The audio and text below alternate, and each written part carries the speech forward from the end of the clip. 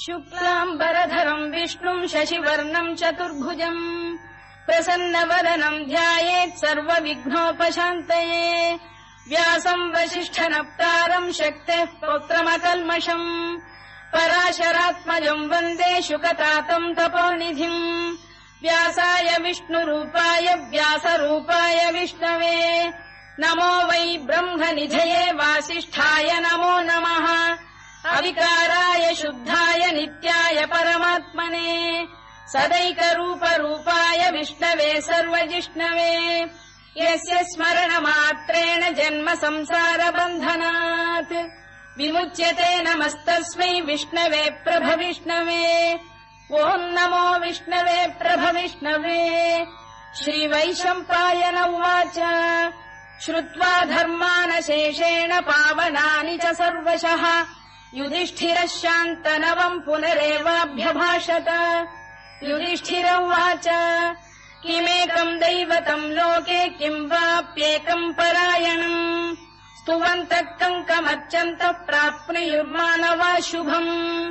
को धर्मः सर्वधर्माणाम् भवतः परमो मतः किम् जपन्मुच्यते जन्तुर्जन्म संसारबन्धनात् श्रीभीष्म उवाच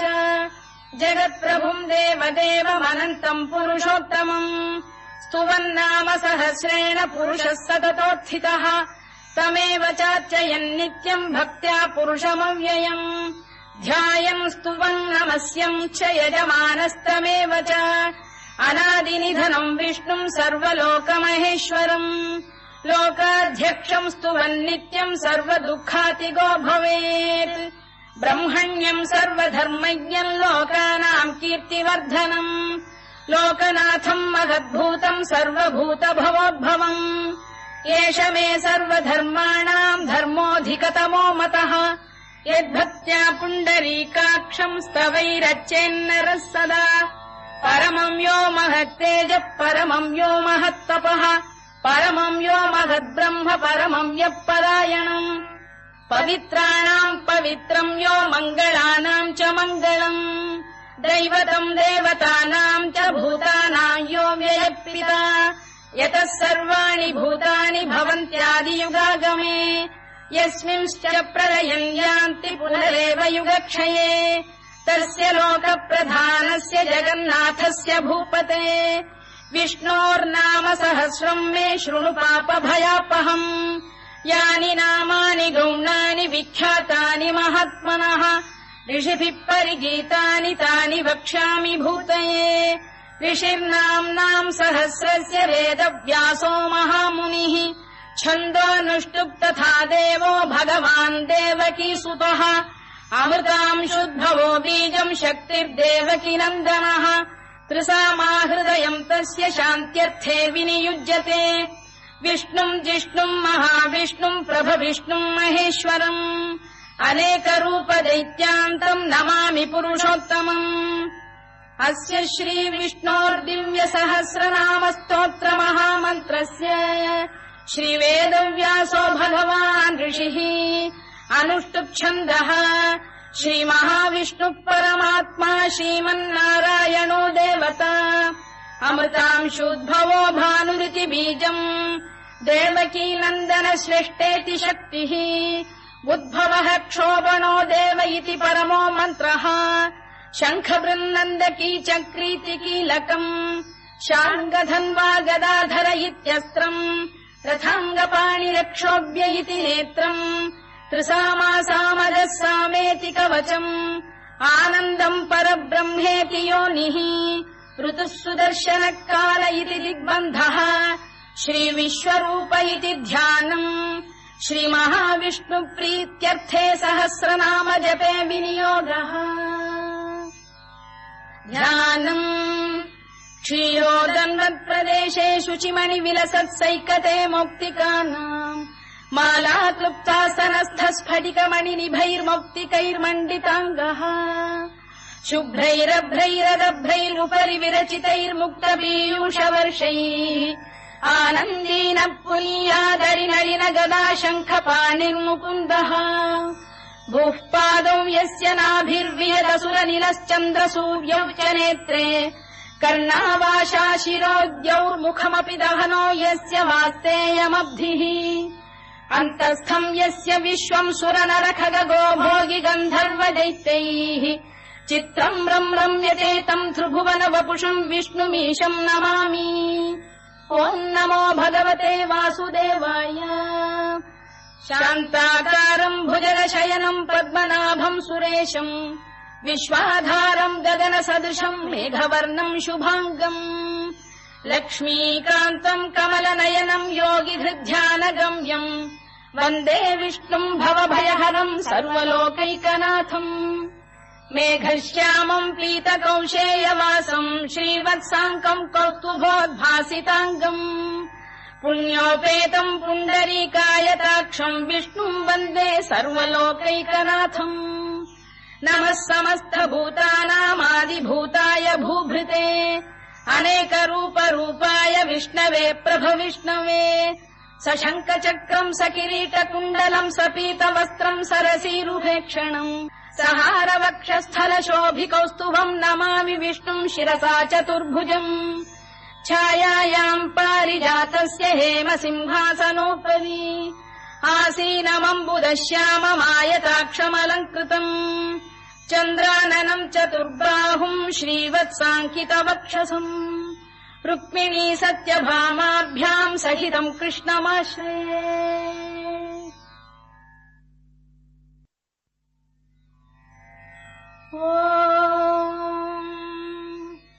विश्वम् विष्णुर्वषत्कारो भूतभव्य भवत्प्रभुः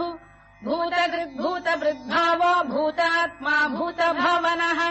भूतात्मा परमात्मा च मुक्तानाम् परमागतिः अव्ययः पुरुषः साक्षी क्षेत्रज्ञोऽक्षर एव च योगो योगविदाम् नेता प्रधानपुरुषेश्वरः नारसिंहवपुः श्रीमान् केशवः पुरुषोत्तमः सर्वः शर्वः शिवस्थाणुर्भूतादिर्निधिरव्ययः सम्भवो भावनो भर्ता प्रभवः प्रभुरीश्वरः स्वयम्भूः शम्भुरादित्यः पुष्कराक्षो महास्वनः अनादिनिधनो धाता विधाता धातुरुत्तमः अप्रमेयो ऋषिकेशः पद्मनाभोऽमरप्रभुः विश्वकर्मा मनुस्पष्टा स्थविष्ठस्थविरो ध्रुवः अग्राह्यः शाश्वतः कृष्णो लोहिताक्षप्रदर्दनः प्रभूतस्त्रिककुब्धाम पवित्रम् मङ्गलम् परम् ईशानप्राणदप्राणो ज्येष्ठः श्रेष्ठः प्रजापतिः हिरण्यगर्भो भूगर्भो माधवो मधुसूदनः ईश्वरो विक्रमी धन्वी मेधावी विक्रमक्रमः अनुत्तमो दुराधर्ष्य कृतज्ञकृतिरात्मवान् सुरेशः शरणम् शर्म विश्वरेता प्रजाभवः अधः संवत्सरो व्यालप्रत्ययः सर्वदर्शनः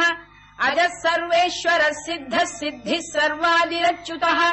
वृषाकपिरमेयात्मा सर्वयोगविनिसृतः वसुर्वसुमनः सत्यः समात्मा संमितः समः अमोघः पुण्डरीकाक्षो वृषकर्मा वृषाकृतिः रुद्रो बहुशिरा बभ्रुर्विश्वयोनिः शुचिश्रवाः अमृतः शाश्वतस्थाणुर्वरारोहो महातपाः सर्वगः सर्वविद्भानुर्विश्वक्सेनो जनार्दनः वेदो वेदविदव्यङ्गो वेदाङ्गो वेदवित्कविः लोकाध्यक्षः सुराध्यक्षो धर्माध्यक्षकृताकृतः चतुरात्मा चतुर्व्यूहश्चतुर्दंष्टश्चतुर्भुजः भ्राजिष्णुर्भोजनम् भोक्ता सहिष्णुर्जगदादिजः अनघो विजयो जेता विश्वयोनिः पुनर्वसुः उपेन्द्रो वामनः प्रांशुरमोघः शुचिरूर्जितः अतीन्द्रः सङ्ग्रहः सर्गो धृतात्मा नियमो यमः वेद्यो वैद्यः सदा योगी वीरः माधवो मधुः अतीन्द्रियो महामायो महोत्साहो महाबलः महाबुद्धिर्महावीर्यो महाशक्तिर्महाद्युतिः अनिर्देश्य वपुः श्रीमान् अमे आत्मा महादृधृत् महेश्वासो महीभर्ता श्रीनिवासः सताङ्गतिः अनिरुद्धः सुरानन्दो गोविन्दो गोविदाम्पतिः मरीचिर्दमनो हंसः सुपर्णो भुजगोत्तमः हिरण्यनाभः सुतपाः पद्मनाभः प्रजापतिः अमृत्युः सर्वदृक्सिंहः सन्धाता सन्धिमान् स्थिरः अजो दुर्मर्शनः शास्ता विश्रुतात्मा सुरारिः गुरुर्गुरुतमो धाम सत्यः सत्यपराक्रमः निमिषो निमिषस्रग्वी वाचस्पतिरुदारधीः अग्रणीर्ग्रामणी श्रीमान् न्यायो नेता समीरणः सहस्रमूर्धा विश्वात्मा सहस्राक्षः सहस्रपात् आवर्तनो निवृत्तात्मा संवृतः सम्प्रमर्दनः अधः संवर्तको भङ्गिरनिलो धरणीधरः सुप्रसाद प्रसन्नात्मा विश्वधृक् विश्वभुग्विभुः सत्कर्ता सत्कृतः साधुर्जह्नुर्नारायणो नरः असङ्ख्येयो प्रमेयात्मा विशिष्टः शिष्टकृच्छुचिः सिद्धार्थ सिद्ध सङ्कल्पः सिद्धिदः सिद्धिसाधनः वृषाही वृषभो विष्णुर्वृषपर्वा वृषोदरः वर्धनो वर्धमानश्च विविक्तः श्रुतिसागरः सुभुजो दुर्धरो वाग्मी महेन्द्रो वसुदो वसुः नैकरूपो बृहद्रूपः शिपिविष्टप्रकाशनः ओजस्तेजोऽब्जुदिधरः प्रकाशात्मा प्रतापनः ऋद्धस्पष्टाक्षरो मन्त्रश्चन्द्रांशुर्भास्करद्युतिः अमृतांशुद्भवो भानुः शशबिन्दुः सुरेश्वरः औषधम् जगतः सेतुः सत्यधर्मपराक्रमः भूतभव्यभवन्नाथ पवनः पावनो नरः कामः कामकृत्कान्तः कामः कामप्रदप्रभुः युगादिकृद्युगावर्तो नैकमायो महाशनः अदृश्यो व्यक्तरूपश्च सहस्रजिदनन्तजित् इष्टो विशिष्टः शिष्टेष्टः शिखण्डी नघुषो वृषः क्रोधः क्रोधकृत्कर्ता विश्वबाहुर्महीधरः अच्युत प्रथित प्राण प्राणदो वासवानुजः अपाम् निधिरधिष्ठानमप्रमत्त प्रतिष्ठितः स्कन्द स्कन्दधरो धुर्यो वरदो वायुवाहनः वासुदेवो बृहद्भानुरादिदेवः पुरन्दरः अशोकस्तारणस्तारः शूरः शौरिर्जनेश्वरः अनुकूलः शतावर्तः पद्मी पद्मनिभेक्षणः पद्मनाभोरविन्दाक्षः पद्मगर्भः शरीरभृत् महर्धिर्वृद्धो वृद्धात्मा महाक्षो गरुडध्वजः अतुलः शरभो भीमः समयज्ञो हविर्हरिः सर्वलक्षणलक्षण्यो लक्ष्मीवान् समितिञ्जयः विक्षरो रोहितो मार्गो हेतुर्दामोदरः सः महीधरो महाभागो वेगवानमिताशनः उद्भवः क्षोभणो देवः श्रीगर्भः परमेश्वरः करणम् कारणम् कर्ता विकर्ता गहनो गुहः व्यवसायो व्यवस्थानः संस्थानस्थानदो ध्रुवः परद्धिः परमस्पष्टः तुष्टः पुष्टः शुभेक्षणः रामो विरामो विरतो मार्गो नेयोनयोनयः वीरः शक्तिमताम् श्रेष्ठो धर्मो धर्मविदुत्तमः वैकुण्ठः पुरुष प्राण प्राणद प्रणव पृतुः हिरण्यगर्भः शत्रुघ्नो व्याप्तो वायुरभोक्षजः ऋतुः सुदर्शनकार परमेष्ठी परिग्रहः उग्रः संवत्सरो दक्षो विश्रामो विश्वदक्षिणः विस्तारस्थावरस्थाणुप्रमाणम् बीजमव्ययम् अर्थोऽनर्थो महाकोशो महाभोगो महाधनः अनिर्विण्णस्थविष्ठो भूर्धर्मयूपो महामखः नक्षत्रनेमिर्नक्षत्री क्षमः क्षामः समीहनः यज्ञयुज्यो महेद्यश्च क्रतुः सत्रम् सताम् गतिः सर्वदर्शी विमुक्तात्मा सर्वज्ञो ज्ञानमुत्तमम् सुव्रतः सुमुखः सूक्ष्मः सुघोषः सुखरः सुहृद् मनोहरोजितक्रोधो वीरबाहुर्विदारणः स्वापनः स्ववशो व्यापी नैकात्मानैककर्मकृत् वत्सरो वत्सलो वत्सी रत्नगर्भोधनेश्वरः धर्मकृद्धर्मकृद्धर्मी सदसक्षरमक्षरम् अविज्ञाता सहस्रांशुर्विधाता कृतलक्षणः दभस्तिनेमिः सत्तस्तः सिंहो भूतमहेश्वरः आदिदेवो महादेवो देवेशो देवभृद्गुरुः उत्तरो गोपतिर्गोप्ता ज्ञानगम्यः पुरातनः शरीरभूतवृद्भोक्ता कपीन्द्रो भूरि दक्षिणः सोमपोऽमृतपः सोमः पुरुजित् पुरुसत्तमः विनयो जयः सत्यसन्धो दाशार्हः सात्वताम् पतिः जीवो विनयिता साक्षी मुकुन्दोमित विक्रमः अम्भो निधिरनन्तात्मा महोदधिशयोऽन्तकः अजो महार्घः स्वाभाव्यो जिता मित्र प्रमोदनः आनन्दो नन्दनो नन्दः सत्यधर्मा त्रिविक्रमः महर्षि कपिलाचार्य कृतज्ञो मेदिनीपतिः त्रिपुरस्त्रिदशाध्यक्षो महाशृङ्गकृतान्तकृत् महावराहो गोविन्दः सुषेणः कनकाङ्गिनी गुह्यो गभीरो गहनो गुप्तश्चक्रगदाधरः मेधास्वाङ्गो जितः कृष्णो दृढः सङ्कर्षणोच्युतः वरुणो वारुणो वृक्षः पुष्कराक्षो महामनाः भगवान् बलहानन्दी वनमाली हलायुधः आदित्यो ज्योतिरादित्यः सहिष्णुर्गतिसप्तमः सुधन्वाखण्ड परशुर्दारुणो द्रविणप्रदः दिवस्पृक् सर्वदृग्व्यासो वाचस्पतिरयो निजः त्रिसामासामगः साम निर्वाणम् भेषजम् भिषज सन्न्यासकृच्छमः शान्तो निष्ठा शान्तिपरायणम् शुभाङ्गः शान्तिदः स्रष्टा कुमुदः कुवलेशयः गोहितो गोपतिर्गोप्ता वृषभाक्षो वृषप्रियः अनिवर्ती निवृत्तात्मा संक्षेप्ताक्षेमकृच्छिवः श्रीवत्सवक्षः श्रीवासः श्रीपतिः श्रीमताम्बरः श्रीधः श्रीशः श्रीनिवासः श्रीनिधिः श्रीविभावनः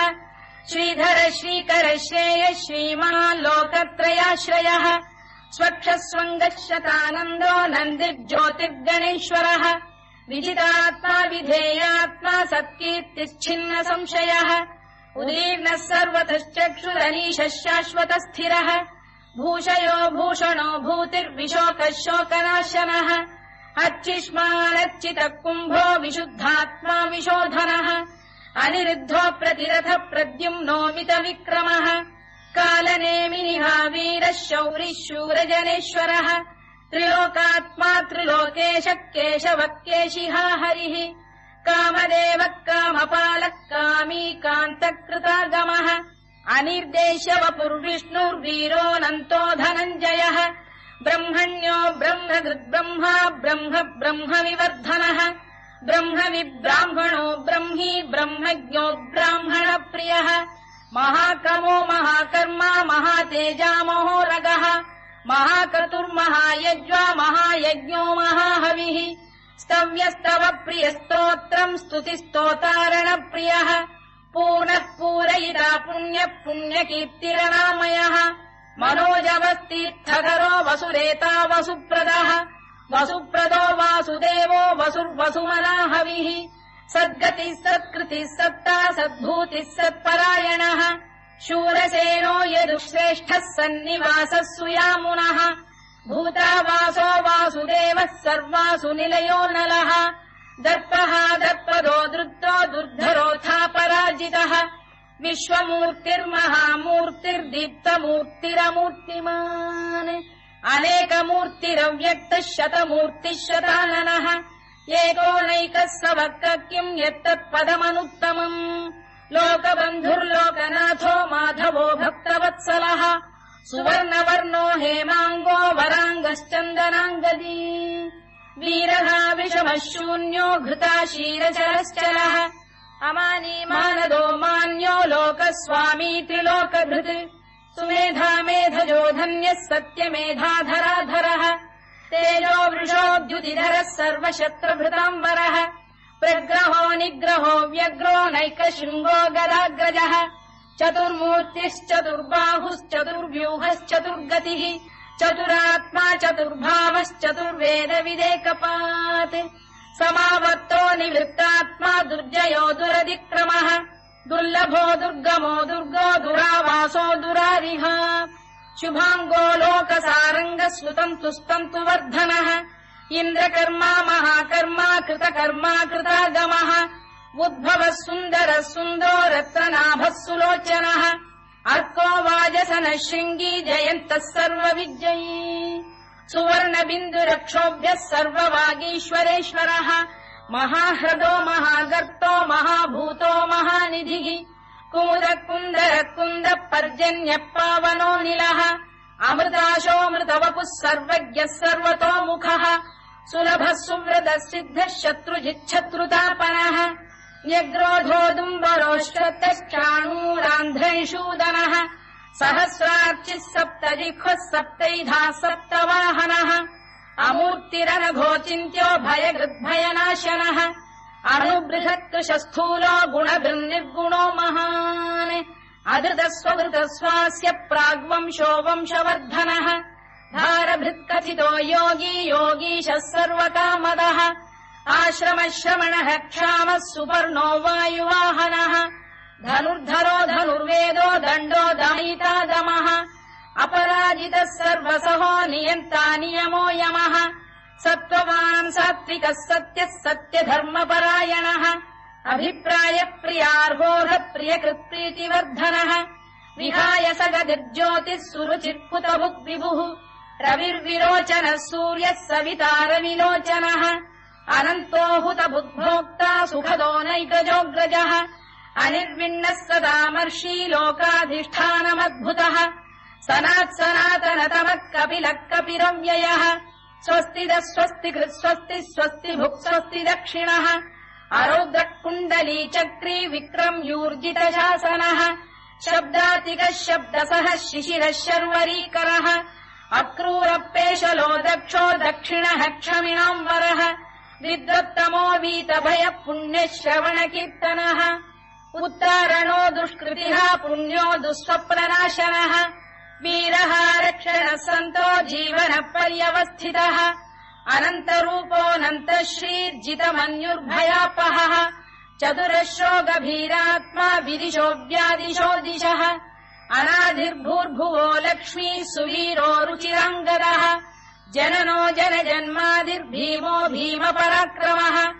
आधारनिलयो धाता पुष्पहास प्रजागरः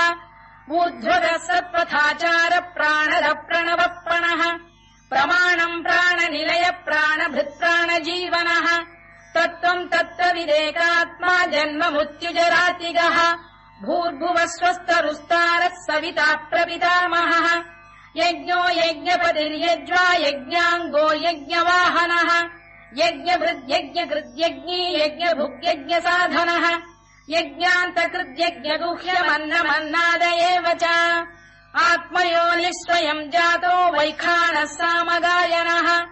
देवकीनन्दनः स्रष्टा क्षितीशः पापनाशनः शङ्खबृन्नन्दकी चक्री शार्ङ्गधन्वा गदाधरः तथाङ्गपाणिरक्षोभ्यः सर्वप्रहरणायुधः सर्वप्रहरणायुधवो नम इति वनमाली गरीशाङ्गी शङ्खी चक्री च नन्दकी श्रीमान्नारायणो विष्णुर्वासुदेवोऽभिरक्षतु वनमाली गरीशाङ्गी शङ्खी चक्री च नन्दकी श्रीमान्नारायणो विष्णुर्वासुदेवोऽभिरक्षतु वनमाली गरीशाङ्गी शङ्खी चक्री च नन्दकी श्रीमान्नारायणो विष्णुर्वासुदेवोऽभिरक्षतु इतीदम् कीर्तनीयस्य केशवस्य महात्मनः नाम्नाम् सहस्रम् दिव्यानामशेषेण प्रकीर्तितम् य इदम् शृणुयान् नित्यम् यश्चापि परिकीर्तयेत् नाशुभम् प्राप्नुयात् किञ्चित् सोमुत्रेह च मानवः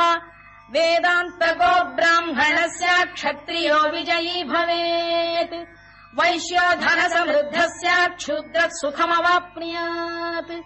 धर्मार्थी प्राप्नुयात् धर्ममर्थार्थी चार्थमाप्नुयात् कामानवाप्नुयात् कामी प्रजार्थी चाप्नुयात् प्रजाम् भक्तिमान् यः सदोत्थाय शुचिस्तद्गतमानसः सहस्रम् वासुदेवस्य नाम्नामेतत्र कीर्तयेत् यशः प्राप्नोति विपुलम् याति प्राधान्यमेव च अचलाम् श्रियमाप्नोति श्रेयः प्राप्नोत्यनुत्तमम् न भयम् क्वचिदाप्नोति वीर्यम् तेजश्च विन्दति भवत्यरोगोद्युतिमान् बलरूपगुणान्वितः रोगार्तो मुच्यते रोगात् बद्धो मुच्येत बन्धनात् भयान्मुच्येत भीतस्तु मुच्येतापन्न आपदः दुर्गाण्यतितरत्याशु पुरुषः पुरुषोत्तमम् सुवन्नाम सहस्रेण नित्यम् भक्तिसमन्वितः वासुदेवाश्रयो मर्त्यो वासुदेवपरायणः सर्वपापविशुद्धात्मा याति ब्रह्म सनातनम् न वासुदेव भक्तानामशुभम् विद्यते क्वचित् जन्म मृत्युजरा व्याधि भयम् नैवोपजायते इमम् स्तवमधीयानः श्रद्धा भक्ति समन्वितः युज्येतात्मसुखक्षान्ति श्रीधृति स्मृतिकीर्तिभिः न क्रोधो न च मात्सर्यम् न लोभो न शुभामतिः भवन्ति कृतपुण्यानाम् भक्तानाम् पुरुषोत्तमे द्यौः चन्द्रार्कनक्षत्राखम् दिशो भूर्महो दधिः वासुदेवस्य वीर्येण विधृतानि महात्मनः ससुरासुरगन्धर्वम् स यक्षोरगराक्षसम् जगत्वशे वर्ततेदम् कृष्णस्य सचराचरम् इन्द्रियाणि मनो बुद्धिः सत्त्वम् तेजो बलम् धृतिः वासुदेवात्मकान्याहुः क्षेत्रम् क्षेत्रज्ञ एव च सर्वागमानामाचार प्रथमम् परिकल्पते आचार प्रभवो धर्मो धर्मस्य प्रभुरच्युतः ऋषयः पितरो देवा महाभूतानि धातवः जङ्गमाजङ्गमम् चेदम् जगन्नारायणोद्भवम् योगो ज्ञानम् तथा साङ्ख्यम् विद्या शिल्पादिकर्म च वेदाः शास्त्राणि विज्ञानमेतत् सर्वम् जनार्दनात् एको विष्णुर्महद्भूतम् पृथग्भूतान्यनेकशः त्रीन् लोकान् व्याप्य भूतात्मा भुङ्क्ते विश्वभुवव्ययः इमम् स्तवम् भगवतो विष्णोर्व्यासेन कीर्तितम् पठेद्य इच्छेत् पुरुषः श्रेयत् प्राप्तुम् सुखानि च विश्वेश्वरमजम् देवम् जगतः प्रभुमव्ययम् भजन्ति ये पुष्कराक्षम् न ते यान्ति पराभवम् ओन्नम इति अर्जुनोवाच पद्मपत्र विशालाक्ष पद्मनाभसुरोत्तमा भक्तानामनुरक्तानाम् त्राता भव जनार्दन श्रीभगवानुवाच यो माम् नाम सहस्रेण स्तोतुमिच्छति पाण्डव सोऽहमेकेन श्लोकेन स्तुत एव न संशयोन्नम इति व्यासोवाच वासनाद्वासुदेवस्य वासितम् भुवनत्रयम् सर्वभूतनिवासोऽसि वासुदेव नमोऽस्तु ते वासुदेव नमोऽस्तु ओन्नम इति पार्वत्युवाच केनोपायेन लघुना विष्णोर्नाम सहस्रकम् पठ्यते पण्डितैर्नित्यम् श्रोतुमिच्छाम्यहम् प्रभो ईश्वरोवाच श्रीराम राम रामेति रमे रामे मनोरमे सहस्रनाम तत्तुल्यम् राम नाम वरानने